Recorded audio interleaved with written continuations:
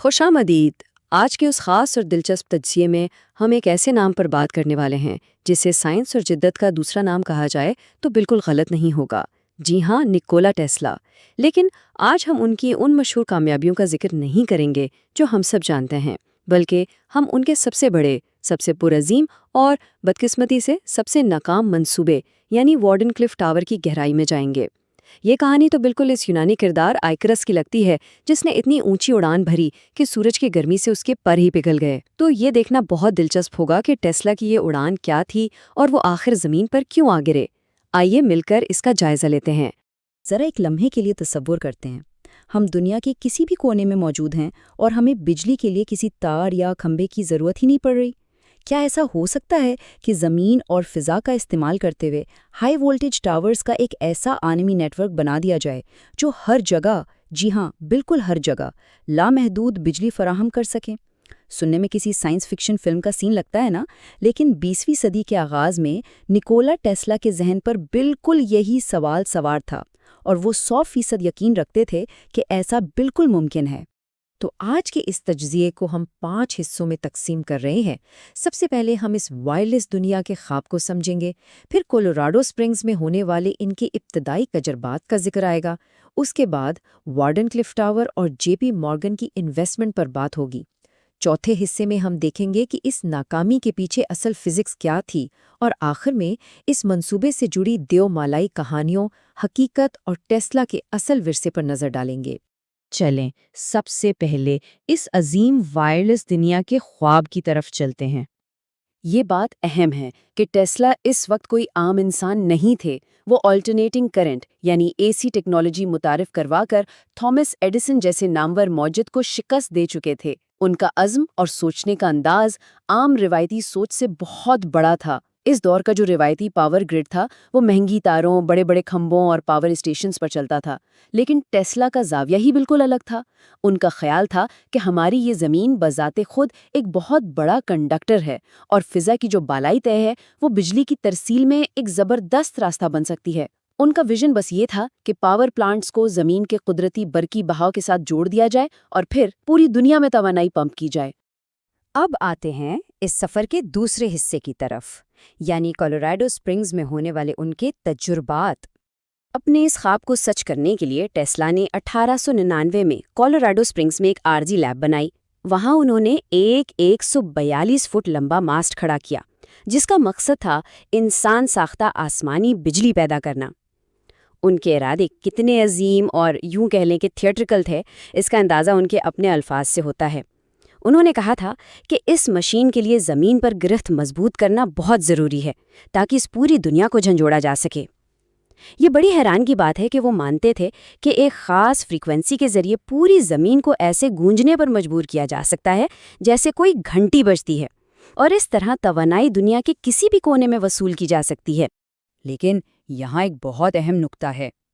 ان تجربات کے دوران ٹیسلا شاید ایک بہت بڑی نفسیاتی الجھن، یا جسے سائنس میں ہم تصدیقی تعصب یا کنفرمیشن بائس کہتے ہیں، اس کا شکار ہو گئے۔ ہوا کچھ یوں کہ جب انہوں نے کچھ فاصلے سے بغیر تار کے اپنے بلب جلتے ہوئے دیکھے تو بس وہ اسی ہی اپنی حتمی کامیابی مان بیٹھے۔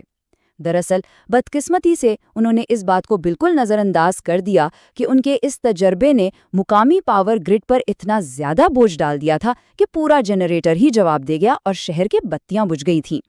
انہوں نے صرف اور صرف ان چیزوں پر دھیان دیا جو ان کی اپنی سوچ کو صحیح ثابت کر رہی تھیں۔ اور اب باری آتی ہے ہمارے تیسرے حصے کی، وارڈن کلف اور مشہور فائنانسر جے پی مورگن کی۔ 1900 میں نیو یارک واپس آ کر ٹیسلا نے اس وقت کے سب سے طاقتور فائنانسر جے پی مورگن کے سامنے اپنا یہ عالمی وائرلیس پیغام رسانی اور توانائی کا زبردست خواب رکھا، اور جے پی مورگن مان گئے۔ انہوں نے اس پروجیکٹ میں $150,000 کی خطیر سرمایہ کاری کی۔ آج کے دور میں بھی یہ بڑی رقم ہے، تو اس وقت اس کی کیا اہمیت ہوگی؟ اس فنڈنگ سے نیو یارک کے علاقے لانگ آئلینڈ میں 187 فٹ اونچے وارڈن کلف ٹاور اور ایک تجربہ گاہ کی تعمیر شروع ہو گئی، حتیٰ کہ ٹیسلا کی مشین کو زمین سے پوری طرح جڑنے کے لیے اس ٹاور کے نیچے 120 فٹ گہری لوہے کی جڑیں زمین میں اتاری گئیں۔ لیکن حالات بڑی تیزی سے بدل رہے تھے۔ ایک طرف ٹیسلا اپنے اس انتہائی مہنگے اور پیچیدہ ٹاور کی تعمیر میں الجھے ہوئے تھے، اور دوسری طرف ان کے ایک حریف مارکونی نے دسمبر 1901 میں کمال کر دیا۔ مارکونی نے بہت ہی سستے اور سادہ سے آلات استعمال کر کے پہلا ٹرانس اٹلانٹک ریڈیو سگنل بھیج دیا اور پوری دنیا کو حیران کر دیا۔ اس سستی اور عملی کامیابی نے مارکیٹ کا پورا نقشہ ہی بدل دیا۔ نتیجہ یہ نکلا کہ فنڈز ملنا بند ہو گئے اور بالآخر 1906 تک وارڈن کلف منصوبے کو مکمل طور پر ترک کرنا پڑا۔ تو آخر گڑبڑ ہوئی کہاں؟ یہ ہم دیکھیں گے چوتھے حصے میں، جو ہے ناکامی کی فزکس۔ یہ سوال ذہن میں ضرور آتا ہے کہ آخر ٹیسلا جیسی جینیس انسان کا یہ پروجیکٹ سائنسی لحاظ سے کام کیوں نہیں کر سکتا تھا؟ دراصل ٹیسلا کی فزکس کی سمجھ میں ایک بہت بڑی اور بنیادی غلطی تھی، خاص طور پر لہروں یا ویوز کی اقسام کو لے کر۔ ان کا ماننا تھا کہ الیکٹرو میگنیٹک لہریں بالکل آواز کی طرح طولانی یعنی لانگیٹیوڈنل ہوتی ہیں، بالکل ویسے جیسے ایک اسپرنگ کو سیدھا دھکیلا جائے۔ لیکن حقیقت تو یہ ہے کہ برقی مغناطیسی لہریں ٹرانسورس یا عمودی ہوتی ہیں، جیسے روشنی کی لہریں یا پانی میں اٹھنے والی لہر۔ اور بس اسی ایک بنیادی غلط فہمی نے ان کی تمام تر کیلکولیشنز کی بنیاد ہی ہلا کر رکھ دی تھی۔ بات صرف یہیں تک محدود نہیں تھی، کچھ اور بھی ٹھوس سائنسی حقیقتیں تھیں جنہیں ٹیسلا نے نظر انداز کیا۔ مثال کے طور پر انورس اسکوائر لا، جس کے مطابق جب کوئی بھی اینٹینا توانائی خارج کرتا ہے تو فاصلہ بڑھنے کے ساتھ وہ توانائی بہت تیزی سے کم ہو جاتی ہے۔ پھر یہ بھی ایک حقیقت ہے کہ ہماری زمین کوئی پرفیکٹ کنڈکٹر تو ہے نہیں، اگر اس میں زبردست توانائی پمپ کی بھی جائے تو اس کا زیادہ تر حصہ حرارت بن کر ضائع ہو جائے گا۔ اور تو اور زمین کے مختلف تہوں میں لہریں ٹکرا کر ایسے غیر متوقع انداز میں بکھرتی ہیں کہ انہیں کسی دوسرے مقام پر درست طریقے سے موصول کرنا لگ بھگ ناممکن ہو جاتا ہے۔ اب ہم آتے ہیں اپنے آخری اور شاید سب سے پر اسرار حصے کی طرف، دیومالا، حقیقت اور ورثہ۔ اس عظیم منصوبے کی ناکامی کے بعد وقت گزرنے کے ساتھ ساتھ انٹرنیٹ اور عام محفلوں میں ایک افواہ بڑی عام ہو گئی کہ جیسے فری انرجی یا مفت توانائی کو کسی سازش کے تحت دبایا گیا ہو۔ لیکن اگر ہم معتبر ذرائع اور تاریخی حقائق پر نظر ڈالیں تو کہانی کچھ اور ہی نکلتی ہے۔ جے پی مورگن کا اس پروجیکٹ سے پیچھے ہٹنا کسی عالمی سازش کا حصہ ہرگز نہیں تھا، بلکہ یہ خالصتاً کاروباری فیصلہ تھا۔ جب انہوں نے دیکھا کہ مارکونی نے بہت کم پیسوں میں بحر اوقیانوس کے پار سگنل بھیج کر دکھا دیا ہے اور ٹیسلا کا پروجیکٹ مسلسل وقت اور بجٹ سے باہر جا رہا ہے، تو ظاہر منافع نظر نہ آنے پر انہوں نے مزید فنڈز روک دیے۔ یہ بس ایک عام سی مارکیٹ کی حقیقت تھی، کوئی پراسرار سازش نہیں۔ فنڈنگ کے یوں اچانک رک جانے اور زندگی بھر کے پروجیکٹ کے بند ہونے نے ٹیسلا کو اندر سے توڑ کر رکھ دیا۔ وہ شدید مالی اور ذہنی صدمے کا شکار ہوئے۔ ان کا یہ اقتباس ان کے گہرے دکھ اور بوجھل دل کی بھرپور عکاسی کرتا ہے۔ انہوں نے کہا تھا، یہ کوئی خواب نہیں، یہ سائنسی الیکٹریکل انجینئرنگ کا ایک سادہ کارنامہ ہے، بس ذرا مہنگا ہے۔ اندھی، کمزور دل اور شک کرنے والی دنیا۔ زندگی کے آخری لمحوں تک وہ یہی مانتے رہے کہ دنیا ان کے اس شاندار ویژن کو سمجھنے کی قابلیت ہی نہیں رکھتی تھی۔ تاہم اس ایک منصوبے کی سائنسی ناکامی کو ہمیں ٹیسلا کی پوری زندگی کی شاندار کامیابیوں پر حاوی نہیں ہونے دینا چاہیے۔ وارڈن کلف میں انہوں نے واقعی سائنس کو سمجھنے میں غلطی کی، لیکن ان کا حقیقی وراثہ آج بھی ہر طرف ہمارے ارد گرد موجود ہے۔